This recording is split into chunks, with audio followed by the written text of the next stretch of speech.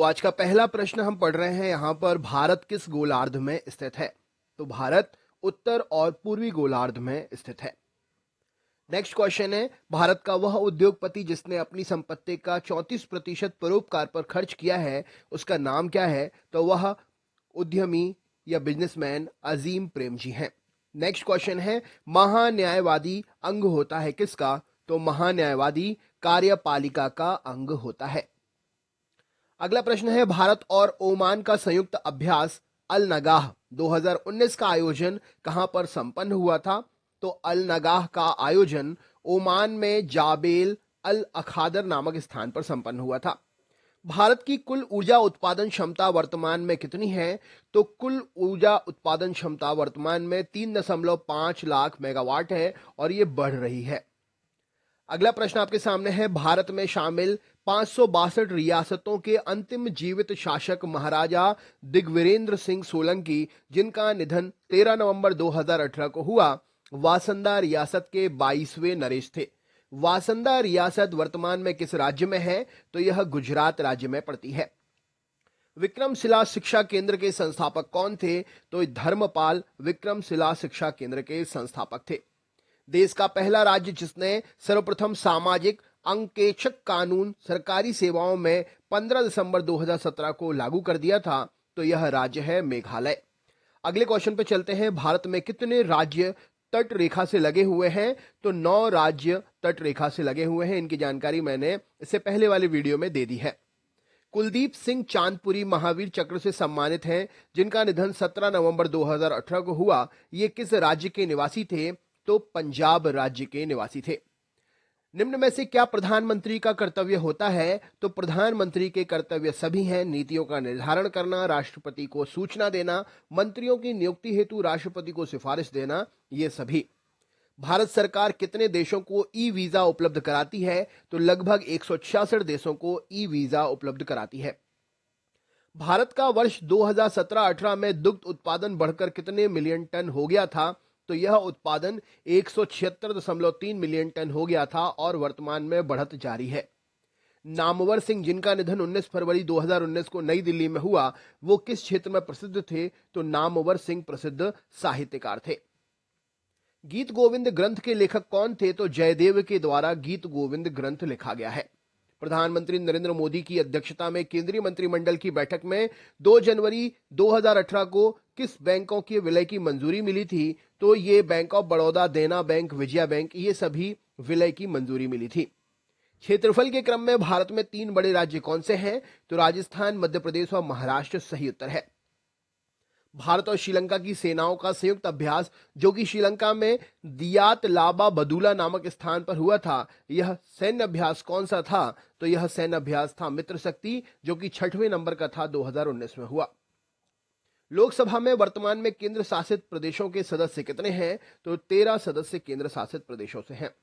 भारत और बांग्लादेश के मध्य संयुक्त युद्धाभ्यास संप्रति जो कि 8वें नंबर का था 2019 में, ये कहां पर हुआ था? तो संप्रति युद्धाभ्यास तंगेल बांग्लादेश में संपन्न हुआ। भारत संपूर्ण विश्व के कुल दुग्ध उत्पादन का कितना प्रतिशत दुग्ध उत्पादन करता है? तो लगभग 20% उत्पादन करता है। किस देश के मैनफ्रेड एगन, जो कि 1967 में रसायन विज्ञान के नोबेल पुरस्कार विजेता रहे, उनका निधन हो गया? तो मैनफ्रेड एगन ये जर्मनी देश के निवासी हैं। तराइन का द्वितीय युद्ध कब लड़ा गया था? तो 1192 ईस्वी में लड़ा गया था। भारत तथा मोरक्को के बीच 25 सितंबर 2018 को कौन सा समझौता हुआ? तो साइबर सुरक्षा समझौता हुआ था। पृथ्वी के कोर में किस तत्व की प्रधानता होती है? तो लोहा और निकल की प्रधानता होती है।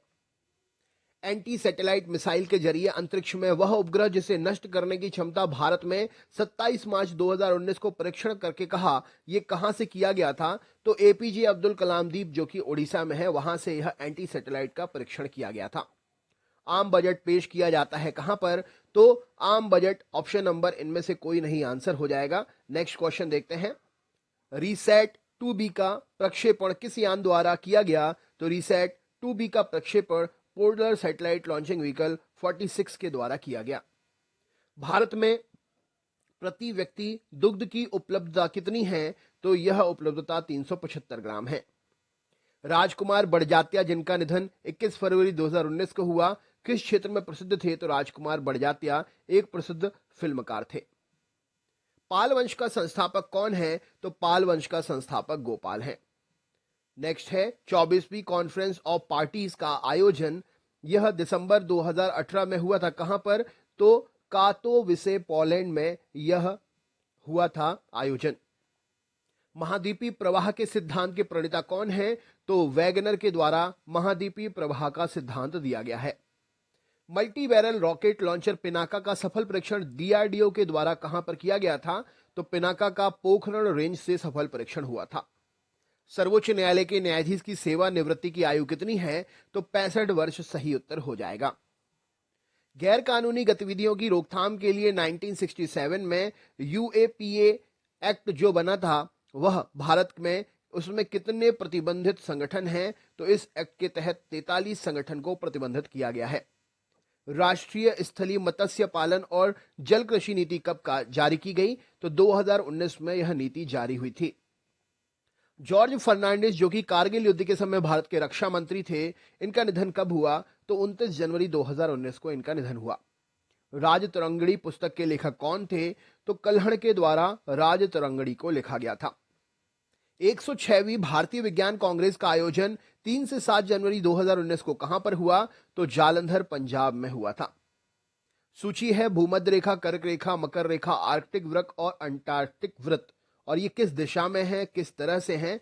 तो यहां पर आंसर ऑप्शन नंबर बी सही उत्तर हो जाएगा, यानी कि भूमध्य रेखा 0 डिग्री, फिर कर्क रेखा उत्तर में है, मकर रेखा जो है वह दक्षिण में है, आर्कटिक वृत्त यह उत्तर में है और अंटार्कटिक वृत्त दक्षिण में है। नेक्स्ट क्वेश्चन देख लेते हैं। अफ्रीका के 17 देशों के साथ भारत का संयुक्त अभ्यास 2019 पुणे महाराष्ट्र के औध सैन्य केंद्र पर आयोजित हुआ था। इस अभ्यास का नाम क्या है? तो यह है अफिंडेक्स, अफ्रीका इंडिया एक्सरसाइज अफिंडेक्स 2019 में हुआ था। तो 2019। राष्ट्रपति संसद में कितने सदस्य मनोनीत करते हैं? तो 14 सदस्यों को मनोनीत करते हैं। अर्थ आवर 2019 पृथ्वी की सुरक्षा एवं पर्यावरण संरक्षण के प्रति प्रतिबद्धता व्यक्त करने के लिए 8:30 से 9:30 तक सभी अनावश्यक बत्तियां बंद रखते हुए मनाया जाता है। 2019 में 13वां आयोजन हुआ था। यह कब हुआ था? तो 30 मार्च 2019 को हुआ था। आलस्य हर कार्य को कठिन बना देता है किंतु उद्यमशीलता से हर कार्य आसान हो जाता है। यह किसने कहा था? तो बेंजामिन फ्रैंकलिन ने कहा था। रघुवीर सिंह भोला जिनका निधन 21 जनवरी 2019 को हुआ, वे किस खेल से संबंधित थे? तो ये हॉकी के प्रसिद्ध खिलाड़ी थे। हड़प्पा कालीन मुद्राओं के निर्माण में मुख्यतः क्या प्रयोग किया जाता था? तो टेराकोटा का प्रयोग करते थे। शहरी स्थानीय निकायों में स्वच्छ भारत अभियान के तहत स्वच्छ सर्वेक्षण 2019 में कितने निकायों को शामिल किया गया था? तो लगभग 4237 निकायों को शामिल किया गया था। वह काल्पनिक रेखा जो पृथ्वी को 2 भागों में बांटती है तो वह भूमध्य रेखा है। अभी हमने पढ़ा 0 डिग्री पर वह स्थित है। कजाकिस्तान की राजधानी का नया नाम क्या है जो कि 19 में रखा गया था 2019 में? तो यह स्थान है नूर सुल्तान। दोस्तों आगे की सीरीज नेक्स्ट वीडियो में मिलेगी। अगर आप चैनल पर नए हैं तो सब्सक्राइब करना ना भूलें। मिलते हैं नेक्स्ट वीडियो में। बहुत बहुत धन्यवाद।